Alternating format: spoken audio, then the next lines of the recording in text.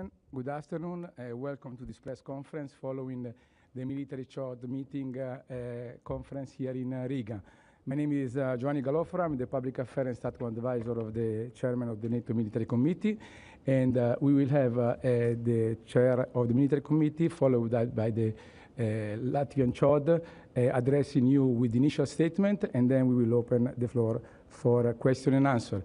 Please switch off your mobile, and when then addressing for questions, please remember to say your name and your agency. Thank you very much. The floor to the Chairman. Good afternoon. Thank you for being here, and many thanks to our host, the beautiful Riga, for its warm hospitality, starting by the one of my dear friend, Major General Pudāns, Chief of Defense, Latvia.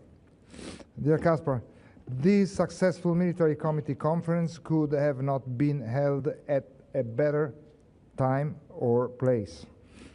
Our presence here in the Baltics is an unmistakable signal of NATO's cohesion and solidarity toward our fellow allies in the eastern flank. We stand by your side day and night. It is also vivid proof of our full resolve against those who want to challenge us or even divide us. Let me commend once again the Allied forces and SECURE for their swift interception and action during the recent continued violation of our airspace. Russian aircraft and drones, on top of the already existing measures, will now find the resolute response of the newly established and already operational Eastern Sentry activity, which further strengthens NATO's ability to react quickly and decisively against this kind of reckless behavior. These events illustrate our readiness to swiftly reinforce any ally that comes under threat. Let me be even more clear. Every threat to NATO's air, land, and sea space will be dealt with a resolute and proportionate response. We are ready. There must be no doubt about it. Our Supreme Allied Commander has all the tools he needs, and we do not seek confrontation, but we will not hesitate to undertake any action deemed necessary for our collective defense. Fortifying our eastern flank complements also with our unwavering support for Ukraine.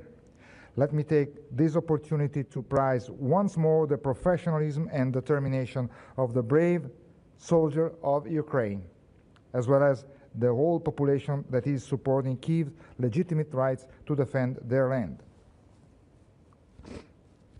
Their fight is our fight, and together with them, we are also learning lessons that are helping a number of allies improving our deterrence, focusing urgent investment in defense, starting from new technologies, but also sensors, weapons, kinetic and non-kinetic tools. Because now, and not later, is the moment to reflect on how much the alliance has achieved or must achieve without delay. This year, all allies are expected to meet or exceed the pre-summit target of investing at least 2% of GDP in defense. But the historic decision taken by allied leaders at the summit in The Hague go even further.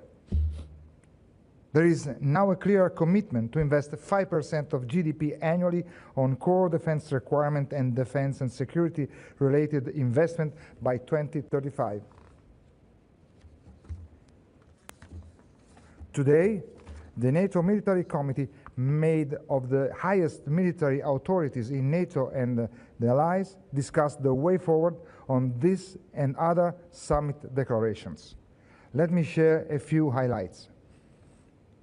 In relation to the implementation of the summit decisions, we confirm that we stand at a crucial point of the enablement path, starting from our action plan to integrate the new defense investment commitment into our regional plans.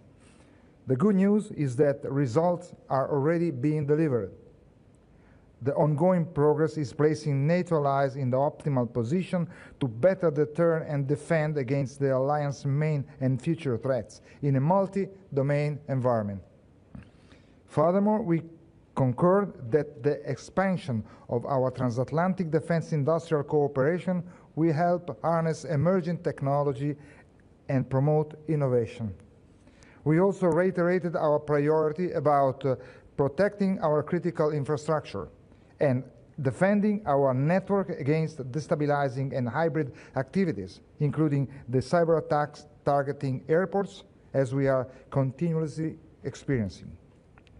That said, it is paramount to stress that these, among others, are challenges the military cannot tackle in isolation.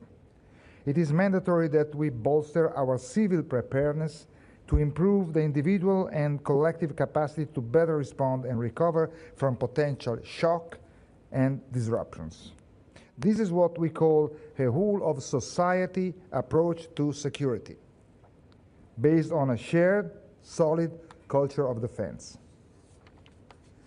Ladies and gentlemen, I conclude by saying that this has been, without doubt, a momentous conference. Many takeaways and action items, all linked by one leitmotif: stronger together, now. And let me thank again all the Allied Chief of Defense, SACEUR and SACT, who make sure our unity remains our biggest strength. Kaspar, brother, the floor is yours. Thank you, Admiral. Thank you for your kind words and thoughtful words, and particularly for guiding today's discussions with focus and purpose. It was both an honor and a privilege for our armed forces of Latvia to host this year's NATO Military Committee conference here in Riga. Your presence here is not only our shared commitment to collective security, but also the unity of our alliance. The Russian Federation has been deliberately violating NATO airspace over the past few weeks. Despite being concerning, these actions are neither new nor isolated. They are part of a wider campaign of intimidation and aggression that seeks to destabilize the region, test our unity, and challenge the credibility of deterrence. To be clear, NATO and the NATO Latvia are prepared to defend every single centimeter of NATO territory. Our national and regional defense plans are structured around the principle of fight tonight, now, as the chairman mentioned. While we hope for peace, we prepare for war, because preparation is the surest path to readiness. To that end, Latvia has made substantial progress towards strengthening our military capabilities. We have ongoing procurements and deliveries of advanced medium-range air defense system, coastal defense missiles, and modern rocket artillery. These additions mark a decisive step towards enhancing both our national defense and our contributions to the collective strength of the alliance. Moreover, Latvia has positioned itself as one of the frontrunners in the development and integration of autonomous systems and drone technologies. In today's rapidly evolving battle space, these tools are no longer optional. They serve as the critical enablers of combined arms operations, offering enhanced situation awareness, precision engagement, and operational flexibility. We are also in the process of implementing a layered air defense system, a comprehensive network designed to detect, track, and neutralize hostile multiple forms of detection and interception, creating a robust shield over our territory and our people. Our decisions are grounded in reality. We know that these actions work, because this is precisely what Ukraine has done in their heroic defense against Russian occupation.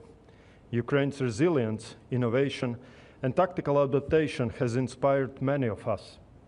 Latvia will continue to support Ukraine and its defenders in their just and sovereign struggle. As you all heard from Chairman, Russia continues to actively challenge the peace and security of the Euro-Atlantic area and beyond. Its provocations, whether it's through violations of airspace, cyber attacks, or disinformation campaigns, are all deliberate tests of our resolve.